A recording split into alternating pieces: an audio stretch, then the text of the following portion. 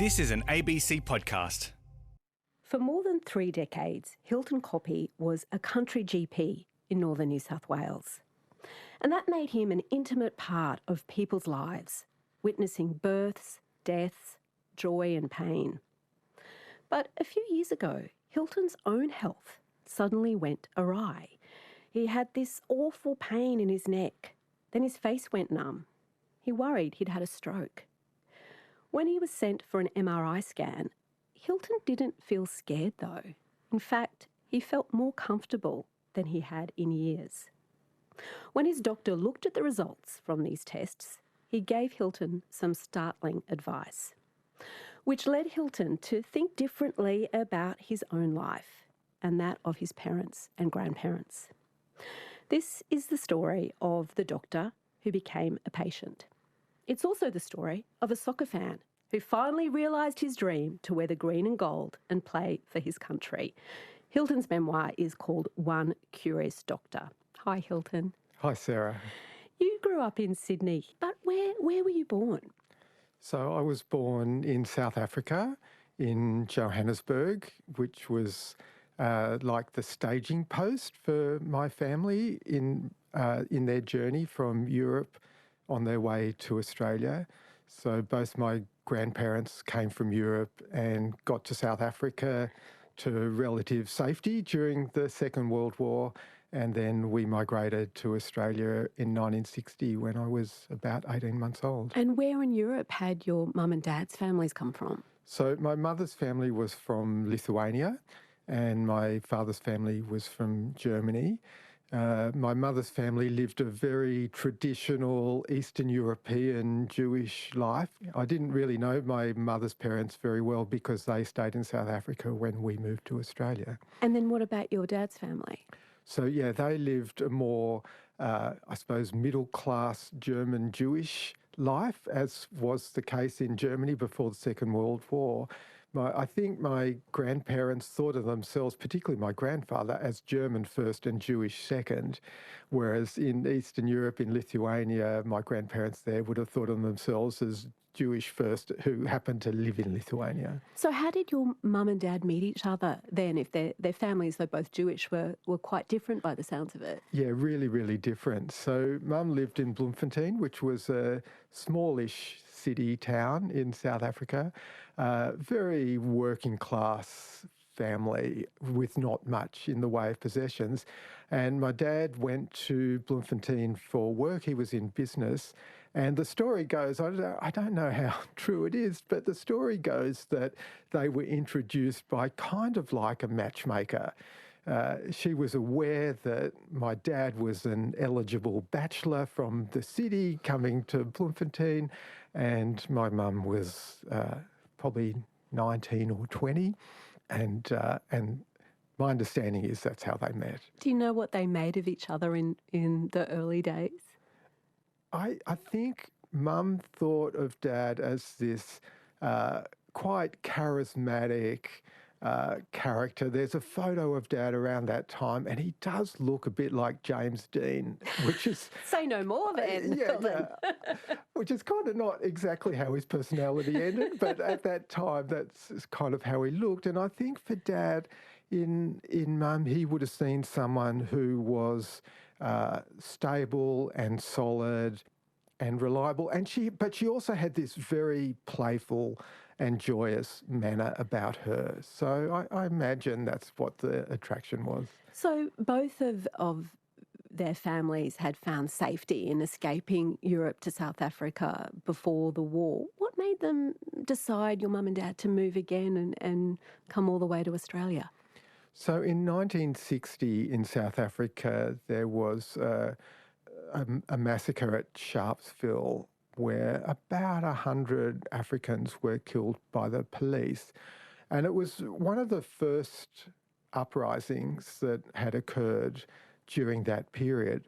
And I think particularly for my grandfather, my German grandfather, he didn't want his family growing up in another right-wing, ultra-conservative, oppressive country. And he was really the driving force to look for somewhere that perhaps offered a little bit more stability and a more just life.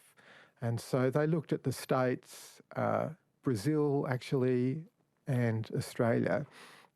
And in 1960, Australia was welcoming white migrants, and they got a visa and were accepted to Australia. And what about your mum's family? Were they tempted to come as well to Australia? So again, the story goes that my father's family tried to convince my mother's family to leave, but they didn't, and they hardly spoke English. They spoke Yiddish at home. I don't know that they could read or write.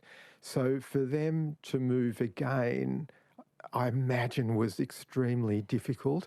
There was also quite a strong Lithuanian Jewish community in South Africa, and certainly in Bloemfontein. They had community around them.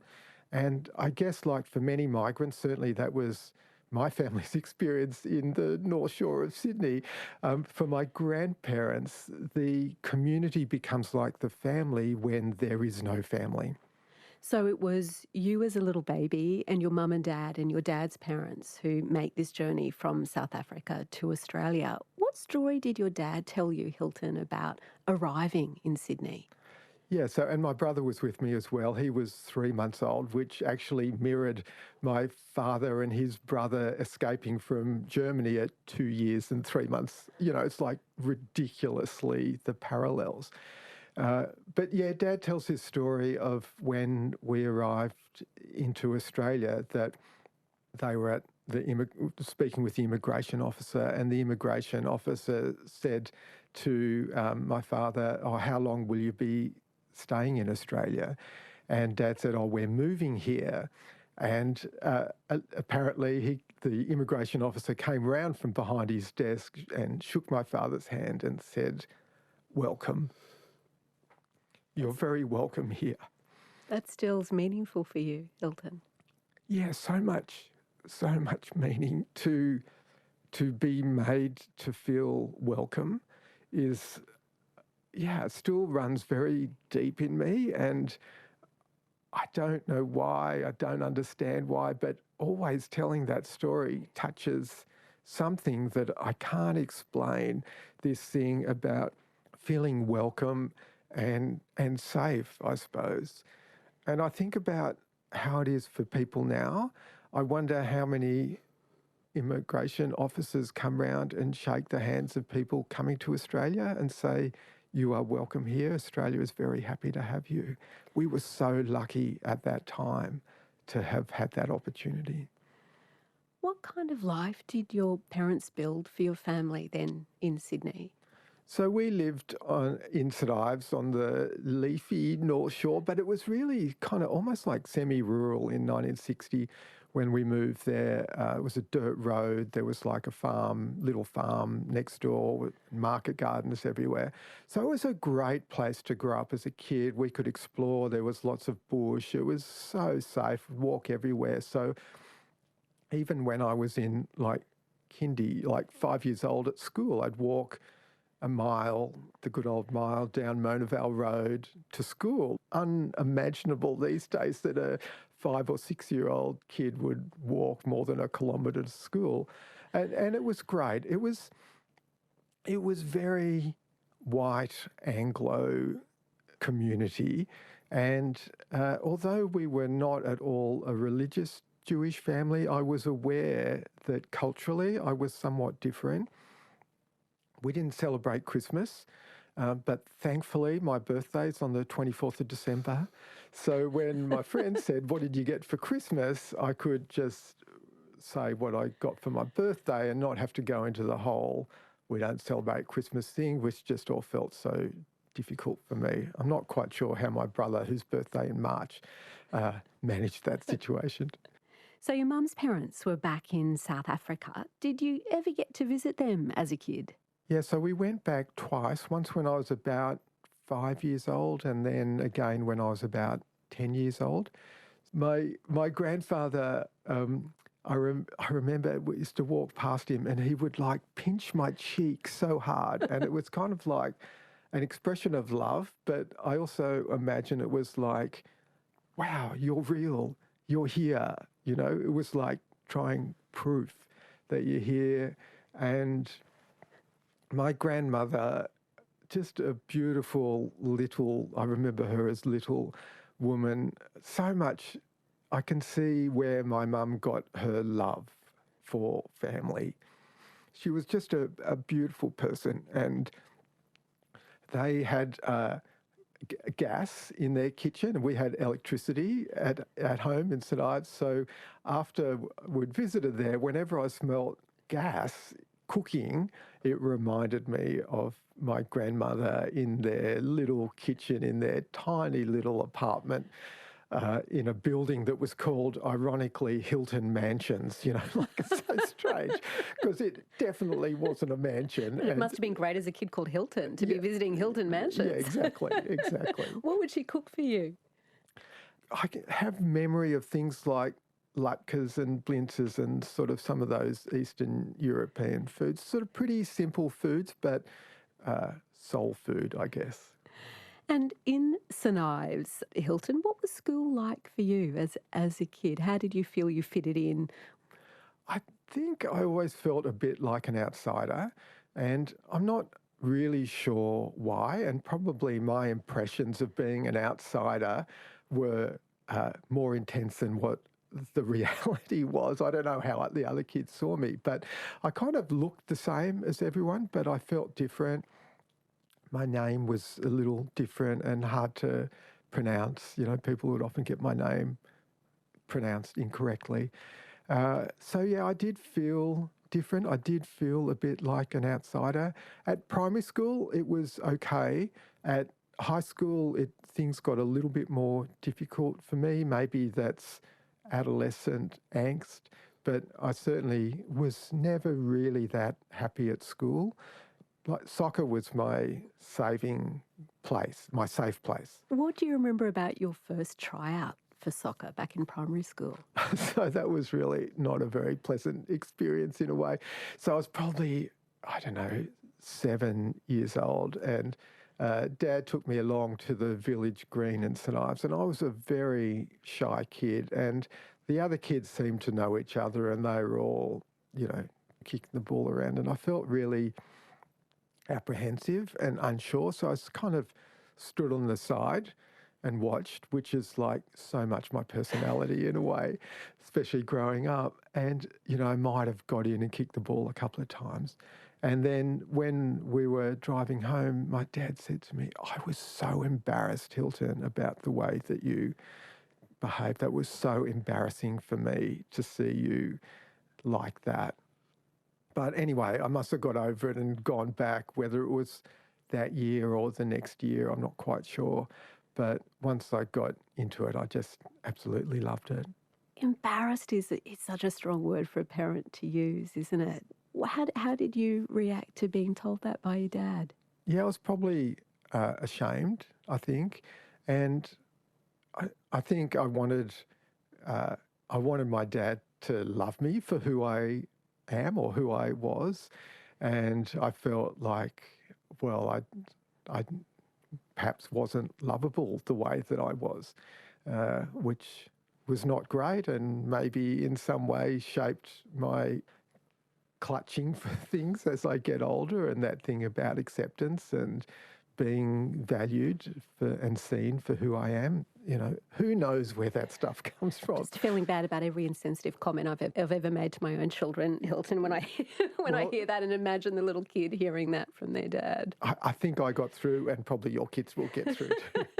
I'm going to take that as a medical promise. Yeah. So you pushed yourself back onto the soccer field where maybe it wasn't a natural or automatic fit. What drew you back then? What were you getting out of being as part of that soccer team of kids that you didn't necessarily quite feel automatically connected to? Well, I think it's exactly as you just said. I felt part of a team. That's what it was. I was never the best player, but I was part of something bigger than me, and that continues to be really a special thing, to be part of something that's bigger. Most of the kids that I played with were the year ahead of me at school. So any of the baggage that I felt about my classmates wasn't attached to the guys that I played soccer with. And they really became my closest friends, especially as we got older through high school. Did it expose you to a different part of Sydney as well, playing soccer? I grew up in St Ives, as I said, Ku-ring-gai, very leafy, North Shore. What's leafy code for in Sydney? Sydney-siders always refer to the North Shore as leafy. What's underneath that description? Yeah, quarter-acre blocks. There was bush across the road, but I think it's code for middle class, nothing bad ever happens there. Thank you. I've always wondered. I think that's what it's code for. Really good question, Sarah. And then got to travel to other parts of Sydney where life was much tougher. And, you know, us soft Ku-ring-gai boys had no chance against some of those tougher kids from the West who were often European migrants directly, and their fathers mostly pushed them really hard, but sometimes their mothers were pretty tough as well. And I remember playing one game and there was a mother with her pram right on the sideline, and she pushed the pram onto the field to obstruct one of our players.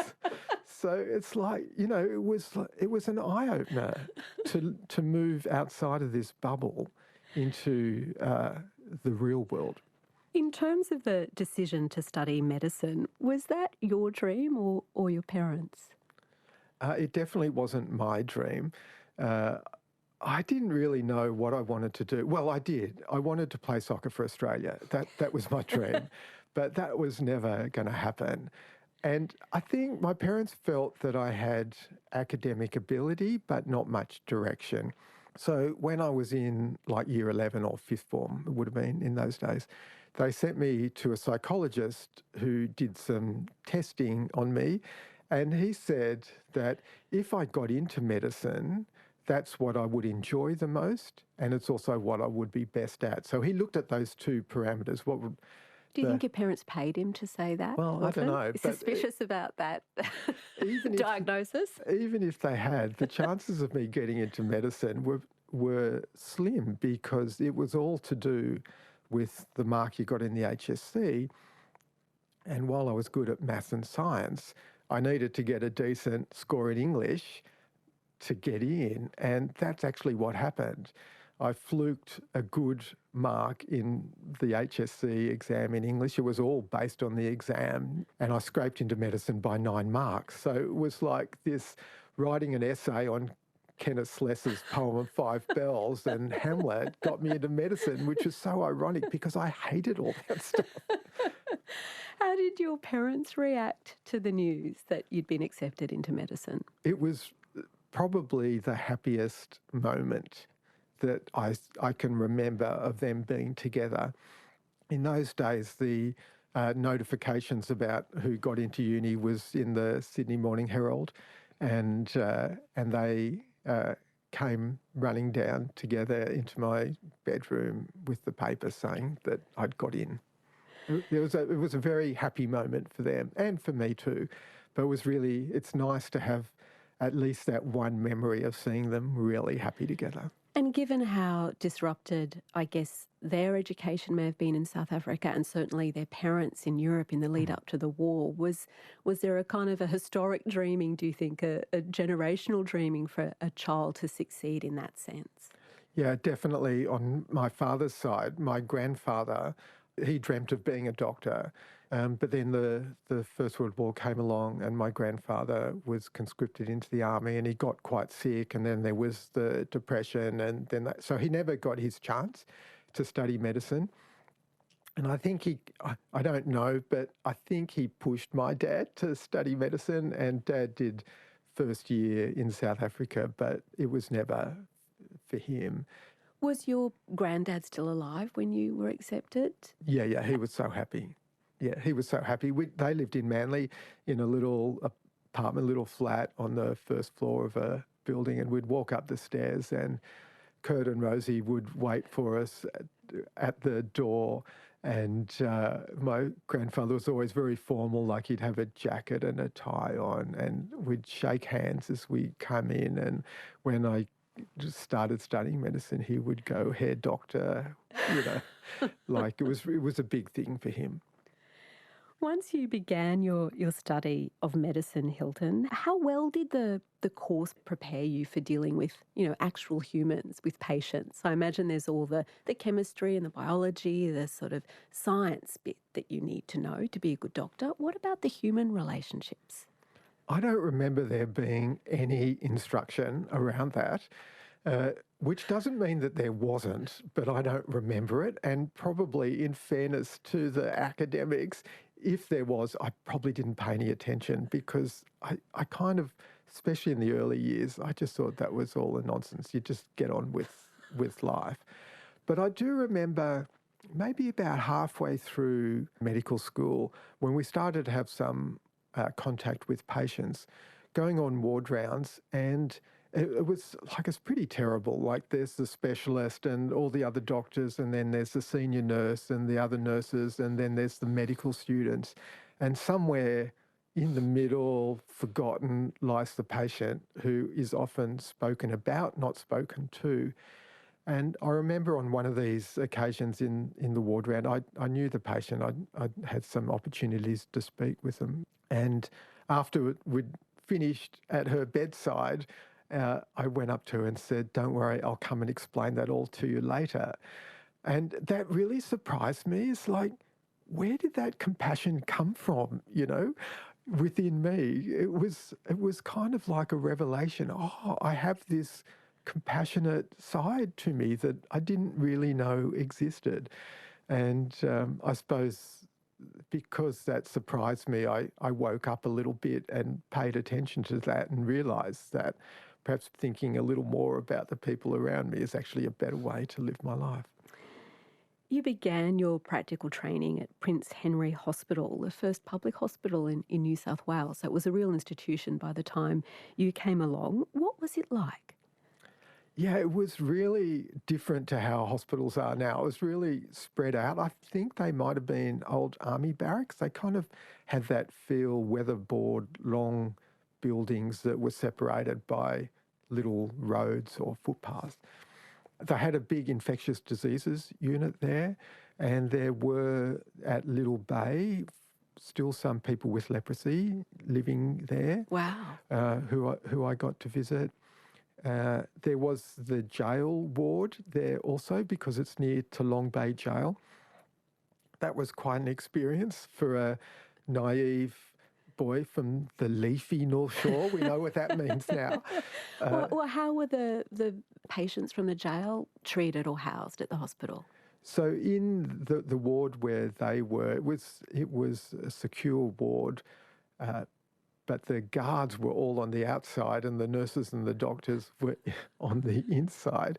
And it was really in the days when tattoos were not so mainstream like they are now. And there was some pretty horrific bodily graffiti on some of the inmates, and it was kind of terrifying.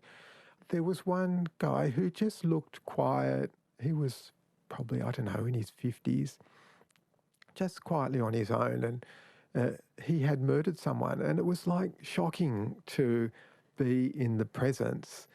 For me, it was shocking. They would have also still been veterans from the World Wars that you were treating. What kind of memories do you have of war veterans? There were lots of war veterans there, and particularly on the vascular surgery ward. In those days, most of vascular surgery was around doing leg amputations for people who had gangrene or poor blood flow to the legs. Often it was in veterans who had been smoking since the age of 16, 17 or 18 and had developed what we now call peripheral vascular disease as a result of the smoking and probably high blood pressure that wasn't so well controlled. And so we used to make this joke, which I don't want to be disrespectful, but if there were as many legs as there were people on the ward, it was a good day. It was a bit shocking. No wonder I drank a bit, now that I come to think of it. Well, and you're right up close to life and death as a doctor, of course, especially a doctor in a hospital. What's your memories of the first time you were with a patient when they died? So that would have been when I was working at Hornsby Hospital as an intern. It was one of my first nights doing night duty. So I would have been on the wards on my own. And I got a call from casualty to say they were sending up an old bloke, a digger, and I went in to see him and I pulled the curtain back. So these were long wards, the patients were just separated by curtains, and pulled back the curtain, and this old guy, he had long grey hair, long beard, and he just reached out a hand towards me and just sort of groaned and died, like just right there in front of me. And there was nothing I could do about it, and he just died like that. And yeah, to say it was a shocking experience is probably a bit cliched, but it deeply affected me. But also, I think the thing that affected me most was the lack of support for me at a personal level, like for everyone, not just for me, around, well, how do you manage that? And I went up to the residence lounge and just sat there for a little bit, and someone else came up, told him what had happened. And, you know, probably the response was something like, yeah, well, shit happens, just get on with it. And he was like more experienced than me, so maybe he'd figured that out. And then you just get on and do the next thing.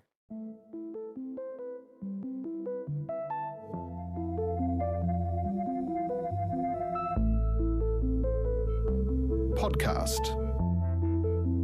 Broadcast.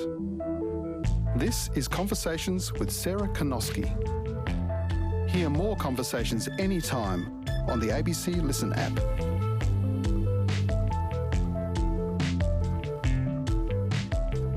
Or go to abc.net.au/conversations. So you took a job in the very pretty town of Bangalow in the hinterland in northern New South Wales. What did it look like when you arrived? Well, it was pretty much like a small country town. There were about 800 people lived in Bangalow. The Pacific Highway ran down the main street. The Catholic Church, of course, was on the highest point in town and looked down on the rest of the town. It was extremely conservative town.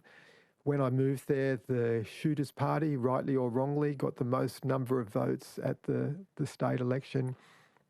There was quite a Catholic, Protestant or Anglican divide within the town.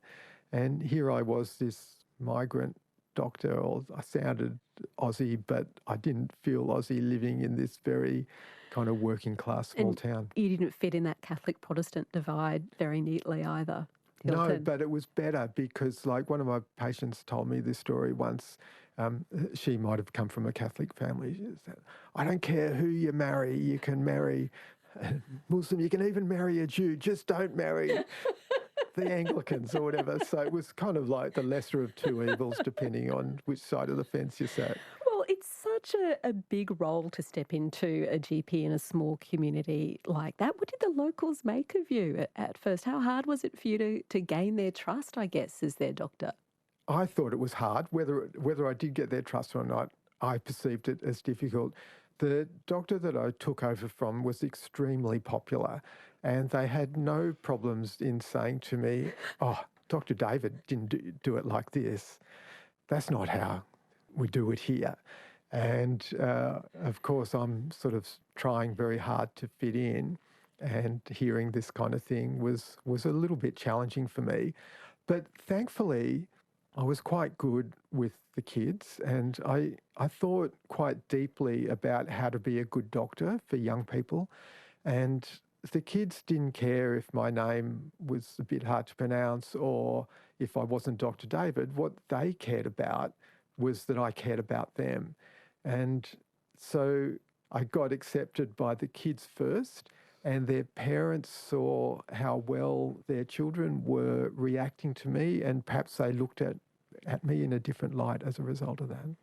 But I think I just liked being part of the community, exactly as you said.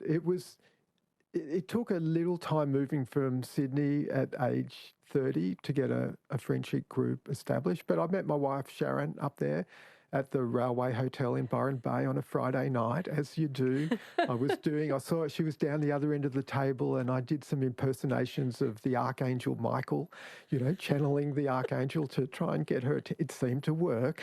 And wait, I've never heard of this as a pickup strategy. What do you mean you were channeling the Archangel? Well, there was a guy in Byron who used to channel the Archangel Michael, and I pretended to do what he did to try and get Sharon's attention. And we had our 30th wedding anniversary 2 days ago, so it worked. It worked.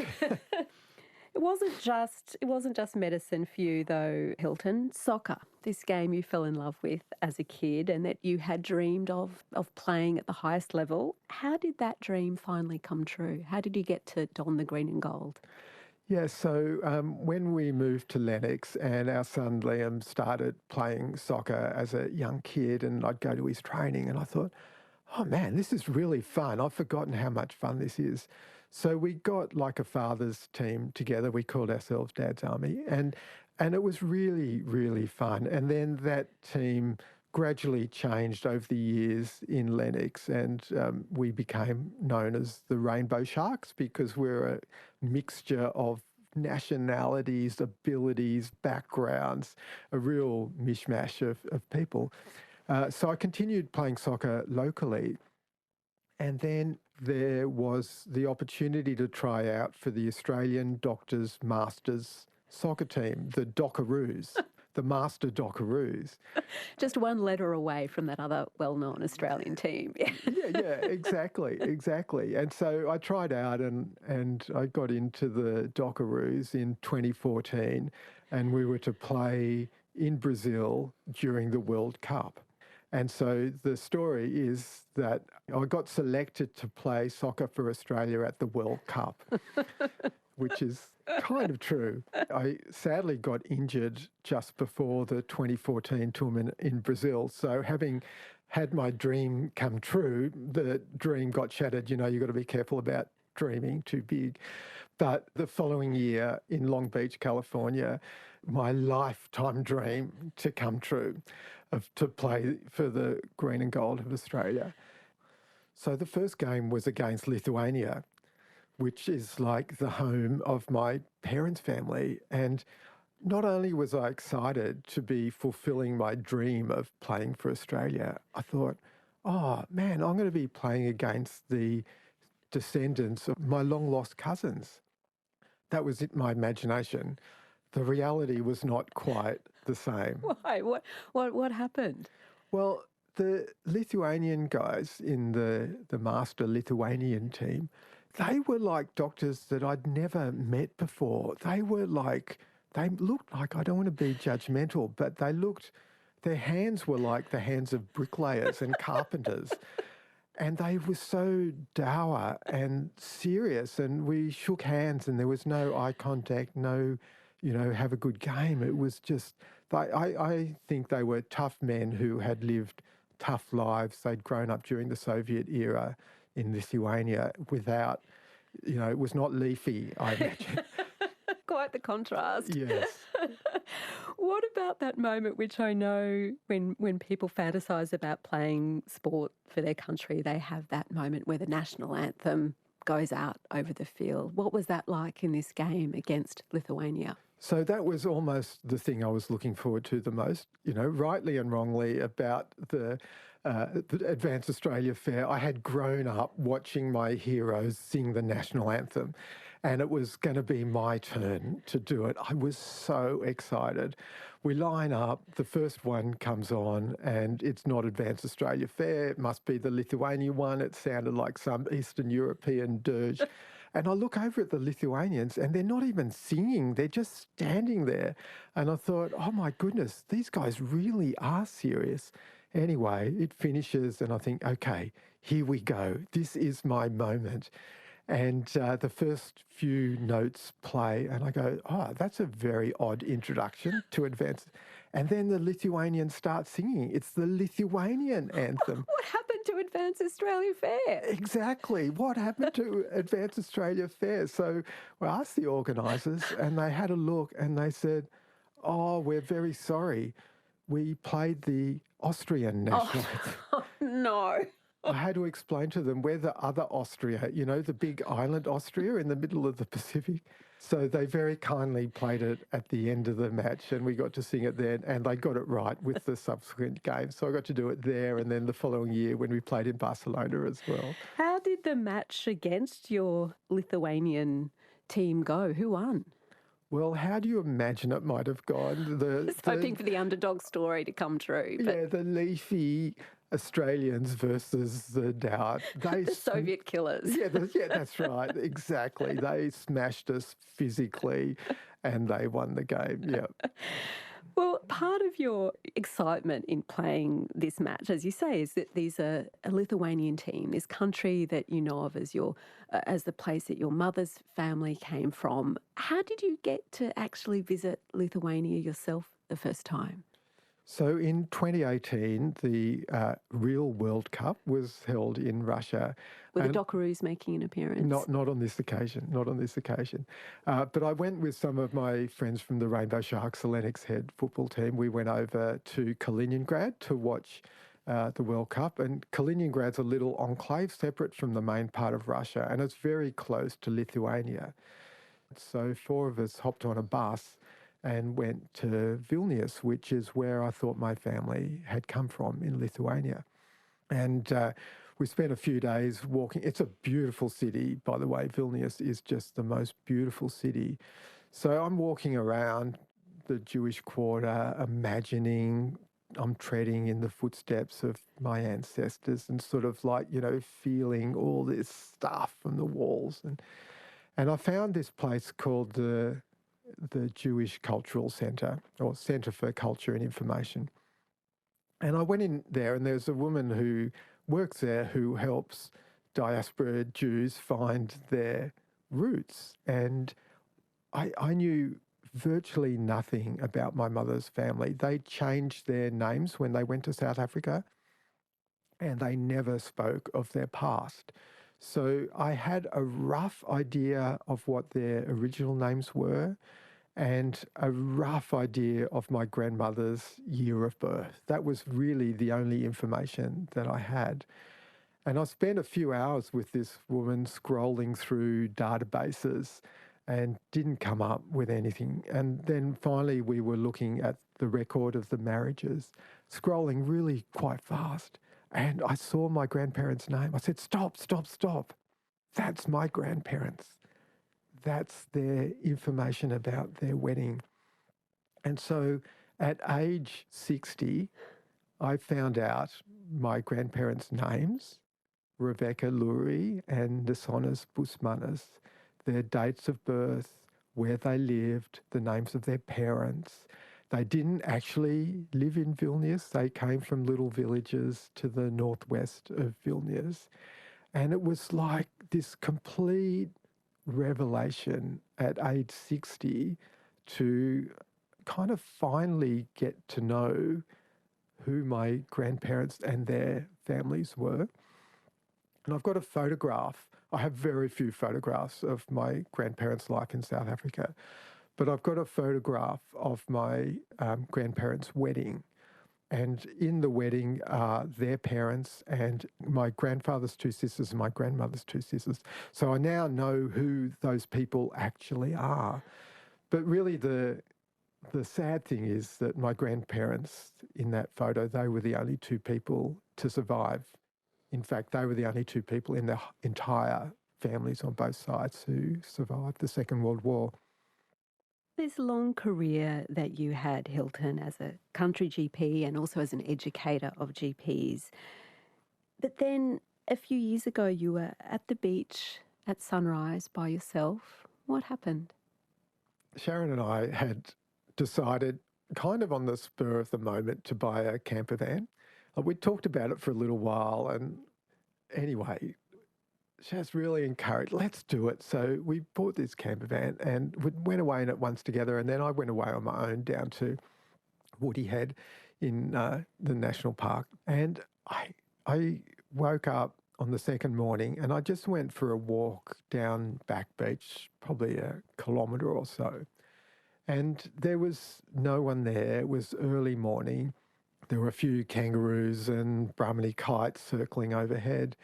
And I just went for a skinny dip right down the end because it was safe. There was no one there. And hopped out and just sat on the rocks to dry off. It was February. And I just got really emotional, like really emotional. It's like these thoughts and feelings came. When was the last time I had a skinny dip? When was the last time I felt so connected with nature? Something's going on that's not quite right. It was very unexpected, but it was a very real and profound experience. And it was sort of, I guess, on the background, I'd had this inexplicable neck pain for probably more than a year that was really disturbing for me on many levels, like just having the pain day in, day out, particularly at night, really disturbing my sleep. And none of my medical people, including myself, could explain the cause of the pain. So there was kind of like this background that there was something wrong. And then here I was having this emotional release while sitting in nature. What happened when you got yourself to work on Monday after that? Yeah, so the next day, getting ready to go off to work and just thinking, oh my God, 24 hours ago, I was feeling pretty different to how I'm feeling now. And I sort of steeled myself for work. And then, I don't know, it's probably second or third patient of the morning, I'm already running late. And this person's talking to me about their problems that I cannot solve. And in the middle of that conversation, my face went numb, just out of the blue. Well, perhaps not out of the blue, but anyway, my face went numb, and I managed to finish that conversation. And I said to my mate in the next room, the doctor in the next room, what's happened, and ended up going to emergency and getting some scans. You were sent for an MRI scan, which most people hate the idea of an MRI scan. It's so claustrophobic, there's so much noise, you're worried what they're going to find. What was it like for you? Yeah, so I'm lying on the slab with the machine in my face. Jack, Jack, Jack, Jack. It's so noisy. And I'm lying there and I think, this is the most peaceful I've felt on a Tuesday morning for years. And then my eyes jolt open because I realise if this feels peaceful, I'm in deep trouble because this is anything but peaceful. I think what it was is no one could get to me there. I felt that peace at being safe from being got at. And you're being taken care of. You're not doing the taking care of. Someone's looking after you. Yeah, absolutely. I hadn't thought of that, but yeah, which is really nice. And for me as a slight control freak, to put my care in the hands of someone else required a little bit of letting go. So what happened when you went along to your own doctor with the results of all these tests? You've got this neck pain, your face has gone numb. What did the tests show? So the tests were completely normal, which was reassuring. And my long-term GP, Michael, just such a great guy, and he told me the results were normal. And then he asked that fatal question. He said, so Hilton, how are things going for you generally? And out it all poured.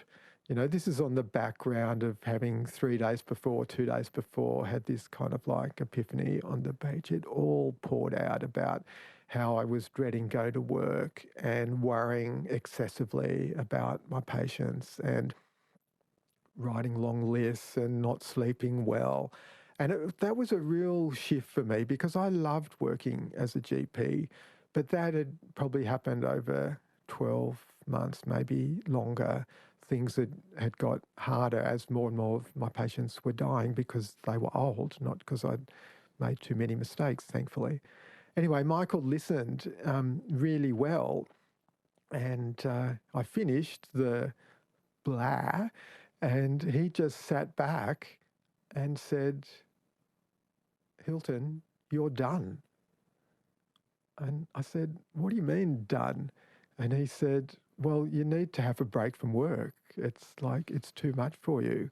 It's not safe for you to be at work. It's not safe for me, and it's probably not safe for my patients either. I need to have a break." How did you feel when he said that? Well, my initial thought was, "Oh, really?" And then it was like, "Oh, well, we're one doctor short. How about I work till the end of next week and then have some time off?" And he said, "No, Hilton, you're done. You need to make that call." And I wanted to be a good patient, I wanted to be a good patient, but I went home and I had a very uncomfortable night trying to decide what to do. Sharon and I talked about, on the one hand this, on the one hand that. But anyway, the next morning I decided, okay, if that's what Michael said, I trust him, I need to follow his advice. And so I rang the practice manager and said, "I saw my doctor yesterday. He said I need to take a break. I don't know how long it's going to be. I'm not going to be at work today, and I'm not sure when I'll be back." And so after all those physical tests had come back negative, how was it that you came to understand what it was that was actually going on with you? Part of my other work, because I've always had these dual careers of clinical work and education, and one of the education jobs that I was doing was around writing what we call health pathways, which are like local clinical guidelines. And I just so happened to be working on the PTSD, post-traumatic stress disorder, pathway at that time. And I read the diagnostic criteria for PTSD. There's a checklist of things, and I go for myself, tick, tick, tick, tick. And I realised what was going on was that I had PTSD. So people think of PTSD as a consequence of being in a car accident or in a war zone. How does your experience fit with the diagnosis criteria of PTSD? So I think it was multiple traumas and experiencing multiple traumas. So vicariously, by listening to people share their stories over 30 years of hearing some of those stories, but also the loss that came from when people that I cared for, both in the medical sense and the personal sense, died. My parents had died. And then I also got to thinking, well, I wonder what role the journey of my grandparents might have had in this whole process. So there's this thing about intergenerational trauma, that's what it's called. But, is it genetic in me, or what did I learn it? So there was this accumulation of various forms of trauma. And for me personally, calling it PTSD, the reason why I needed to stop work, was a diagnosis that resonated for all those reasons. Some people might say that I had burnout. That didn't resonate for me. And it was actually quite important to make that distinction, because I had been doing all the things that they being the experts, say that you need to do to prevent burnout. I was very good at doing that. Still, this happened. It didn't make sense that I had burnout, but it did make sense to me that I had PTSD. So after that advice from your GP that you were done, did you ever go back to work as a GP? I have not, and I will not. And what happened to those symptoms that you were experiencing physically, the numbness, the pain in your neck? So the numbness pretty much disappeared when I knew that the scan was normal, so that disappeared really quickly. The neck pain took quite a considerable time to go. So I did change quite a few things in my life. Again, I don't know which one it was. Was it exercise more, losing weight, drinking less, changing my diet, having a more regular reflective meditation practice not being at work, I don't know, but I don't really mind. I'm just happy that the pain's gone. Although it was the right thing for you to do for your own health, stopping being a GP, was there grief in stepping away from that job and that role? So much grief and shame also. Like, I felt like a failure and that I'd failed my patients mostly. I didn't get a chance to say goodbye to them because it was like I was there one day and not the next. That felt hard at the time, but in retrospect, that was really good because if I'd done how most people retire, which is let the patients know I'm going to be finishing up at the end of the year, you've got like months of saying good, that would have been agony for me. Like that would have been terrible. So it was kind of a blessing in disguise, just there one day and not the next. It was a bit hard when I'd see people around town because I live in Lennox, I worked in Lennox, and I would see people. I mean, I used to cross the road to avoid people at the start, which Why? because I didn't know what to say, and it was partly because I didn't really understand it myself. But as I got more clearer in my own mind that, yeah, my time was up, and my time was up, and could accept that, the acceptance phase of grief. Once I got to that, it was easier to not to cross the road anymore and talk to people. It took me a little while to know how to respond because often people would say to me, "You're a good doctor for us or for me. I miss you." They would say that to me. And I didn't quite know what to say because it felt wrong or not quite right to say, "Oh, I miss you too." That just it just didn't feel right. But then I realised I could say, I miss our conversations, which is actually true. I do miss those conversations, but I do not miss working as a GP. And, I'm so grateful to Michael, my GP, who gave me that way out, I guess. And also, I must take some credit for listening to what he said and actually being courageous enough to be a good patient. Absolutely. What role does soccer have in your life now? So, yeah, soccer is still a part of my life. I retired from playing field soccer. I'm an ex-international footballer. But no one can take that from No you. one can take. I've still got a drawer full of the shirts, and I stopped playing with the Rainbow Sharks after we won the grand final in 2018, I think, after being to Kaliningrad. But I play walking soccer now with some of my... I didn't know there was such a thing as walking soccer. Yeah, and it's really fun because some of my teammates would say my maximum speed was walking speed anyway. So it's a game made for me. It's really great. It's really nice to still be able to do something that I love. Well, Hilton, it's lovely to think of you out there on the walking soccer field. Thank you so much for sharing your story on Conversations. Thanks for having me, Sarah. Hilton Koppe was my guest on Conversations today, and Hilton's memoir is One Curious Doctor. I'm Sarah Konoski. Thanks for listening.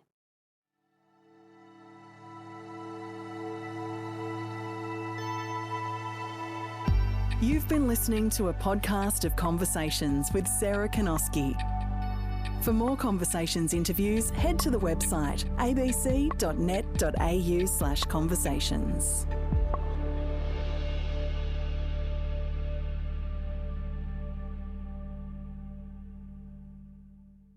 Discover more great ABC podcasts, live radio, and exclusives on the ABC Listen app.